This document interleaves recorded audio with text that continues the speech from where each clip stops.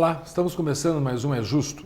Hoje nós vamos falar sobre a maioridade aos 16 anos. Convidamos o professor Roberto Inhauser, que vai nos esclarecer algumas dúvidas ou pontos conflitantes desse assunto. Professor Roberto, muito obrigado pela sua presença. É um prazer estar aqui hoje. Doutor, vamos lá. Por que fixar uma data em 16 anos, ou 18, ou 21, como já foi? Na verdade, isso aí é uma questão, me parece, muito mais cultural, porque há certos números que representam uma espécie de uma mágica das coisas que acontecem. Dentro do sentir do povo, a questão do ser de menor e de maior. Então, a idade, ela serve como uma espécie de um símbolo para trabalhar com o aspecto cultural dentro da sociedade. E alguma diferença nós teríamos dentro do mundo jurídico de acordo com a área que eu trabalho com essa maioridade? Por exemplo, área penal, área eleitoral, área civil, ou não se justifica ter uma diferença desta? Na verdade, isso é um dos grandes reclamos da sociedade. A linha de raciocínio da sociedade, quando, por exemplo, pede a diminuição para 16 anos da maioridade penal, usa como argumento, se aos 16 ele pode votar, por que é que ele não pode ser responsabilizado penalmente? Porque o direito eleitoral dá uma maioridade aos 16 anos. Aos 16 anos, facultativamente, mas sim, dá a maioridade. A questão me parece que são dois mundos completamente diferentes, que é o que a gente chama o mundo da consequência. O mundo da consequência aos 18 anos, para a maioridade penal, é uma coisa. O mundo da consequência aos 16 anos para a votação é um mundo diferente em termos de consequências na sociedade. Uma consequência de efeito ou uma consequência de justificativa para poder fazer algo? Eu acho que é mais uma questão de consequência. Consequência. Por quê? Porque, digamos o seguinte, quem vota aos 16 anos, a quantidade de votos, os votos são diluídos numa quantidade de milhões de votos. Sim. Então, as consequências do voto aos 16 anos são muito menores, em termos proporcionais, do que a consequência de uma atitude aos 18 anos no campo penal. Sim. Então, a questão me parece que passa aí não só pelo aspecto mágico da numeração, mas também passa por um aspecto de percepção do quanto a pessoa está amadurecida aos 16, aos 18 anos. É porque a população fala assim, né? Se ele consegue escolher bem um presidente da República, ele tem que saber que não pode matar alguém, né? O argumento aí é um argumento problemático, né? Por quê? Se nós usarmos justamente a linha de raciocínio de escolher bem, nós vamos tirar o voto da maioria no sentido do povo, porque o povo vai dizer ninguém escolhe bem. Acontece que o processo eleitoral, o processo de escolha, é um processo como a grande maioria acima dos 16 anos, é um processo muito mais emocional, é um processo muito mais de relacionamento, de indicação, alguma coisa nesse sentido. Mas o que mais chama a atenção é que o voto a partir dos 16 anos, ele não tem uma consequência tão significativa como o tem um ato isolado na área penal, por exemplo. Isso quer dizer, por exemplo, podemos pensar na mesma coisa do Código de Trânsito. Trazer o pessoal a tirar carta a partir dos 16 anos. É o mesmo efeito? Acontece o mesmo efeito pensando-se penalmente. Por quê? Porque o efeito em termos de comportamento na sociedade vai ser um comportamento muito mais identificado do que o comportamento do voto. Então, dirigir aos 16 anos, as consequências elas são muito mais imediatas em termos de atos do que a votação. Que aí então ia se assemelhar ao direito penal e Com não certeza. Ao direito eleitoral. Com certeza, ao direito penal e não eleitoral. E a questão me parece que trazer para os 16 anos a maioridade penal tem um outro viés aí que nós precisaríamos trabalhar.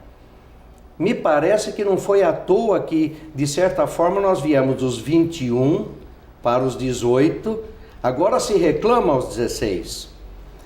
Quando veio dos 21 para os 18, a alegação era que havia muita coisa que ele já podia fazer aos 18 e por que não as consequências penais? Responder penalmente. A mesma linha de argumentação tem sido trazida agora para diminuir para 16 anos. Me parece que aí, salvo o melhor juízo, segundo alguns estudos, há um pequeno equívoco. A diferença de maturidade da pessoa entre 16 e 21 anos é pouca. Agora, de 18 para 16, a diferença ainda é muito, em termos de maturidade. E aí vem uma questão que me parece também significativa. E, a meu sentir, é muito importante. De vez em quando a gente assiste videocassetada. Pessoas de todas as idades fazendo algumas coisas que elas sabem o que elas estão fazendo, mas elas não imaginam as consequências. Correto. Por exemplo, no caso daquele menino que dizem que matou o pai, mãe, a avó, e não sei o quê, ali tem um aspecto interessante. Levantou-se que ele jogava muito videogame, e esses videogames violentos. A questão do videogame é o seguinte: você mata todo mundo, você desliga o videogame, quando você liga novamente, todos os personagens retornam. Sim. E até aos 16 anos, isso tem se demonstrado um fator muito significativo. Por quê? Porque ele ainda está ligado nesse imediatismo. Ele acha que, num certo sentido, não todos os casos, claro, mas num certo sentido, se ele desliga agora, a hora que ele for ligar de novo, vai voltar tudo ao normal, como antes. Então, ainda nós temos que caminhar muito no sentido da psicologia nos ajudar para perceber até onde existe realmente uma maturidade para poder assumir responsabilidades penais aos 16 anos. Aquele argumento que a gente escuta, justificando do direito penal não trazer para os 16, seria não ter uma estrutura carcerária. Sabe que procede essa defesa do governo de não querer trazer para os 16 anos? Bom, isso aqui, me perdoe a expressão, mas algumas vezes é matar o paciente para dizer que ele não tem mais câncer. Um paciente com câncer, ele morre, então a gente diz, ele não tem mais câncer. Claro que a estrutura carcerária, nos moldes em que nós temos hoje, colocar pessoas de 16, 17. mas também de 18 anos. Sim. Nós estamos encaminhando para um universo que é uma verdadeira caixa preta. Correto. O que é que vai acontecer com a pessoa depois de passar um tempo recluso? Então, mas essa alegação de ser aos 16, claro que, em princípio, os malefícios são muito maiores do que uma pessoa aos 18 anos. Em princípio. Mas isso não serve como justificativa geral, genérica. Para tratar do assunto, não. Nós não vamos diminuir para os 16 porque as nossas cadeias, os nossos presídios já estão superlotados.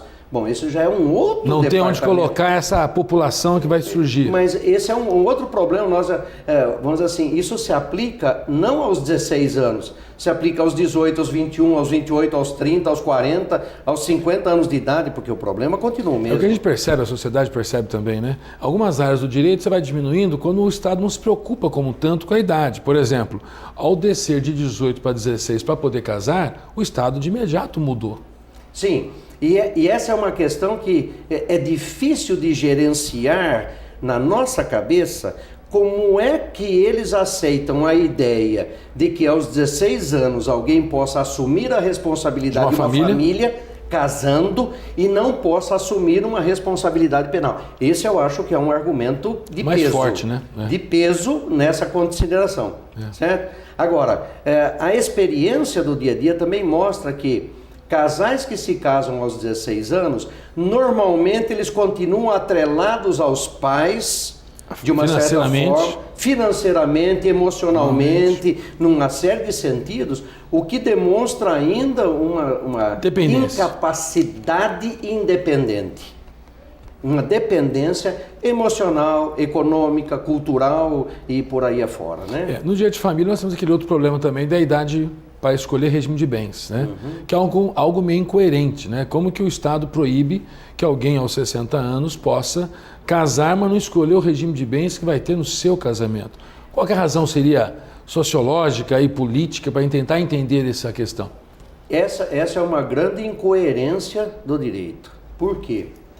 Porque o fato, pelo menos os grandes doutrinadores dizem que dos 60 anos para frente, ele já não tem tanta capacidade de saber o que é melhor em termos de gerenciamento dos seus bens. Por isso é que ele precisa casar com separação universal de bens obrigatoriamente. Mas a pergunta que a gente faz é a mesma que se faz lá atrás com a menoridade aos 16. Por que é que aos 60 ele pode ser presidente da República? Por que até aos 70 ele pode ser ministro do Supremo Tribunal Federal? Quer dizer, está tomando decisões importantíssimas que mexem com toda uma nação e ele não tem condições de mexer com assuntos para gerir as questões dos bens intramuros. São questões que me parece que precisa ser analisado caso a caso. Há casos especificamente, necessita dessa intervenção. Não é um número mágico a partir dos 60 anos. Porque a idade X, né? Exatamente. A pessoa com 20, 25 anos ela não sabe gerir, com 40 pode não saber gerir.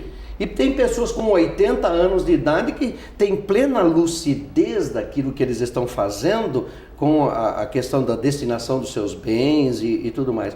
Então, novamente, nós voltamos à ideia do número mágico.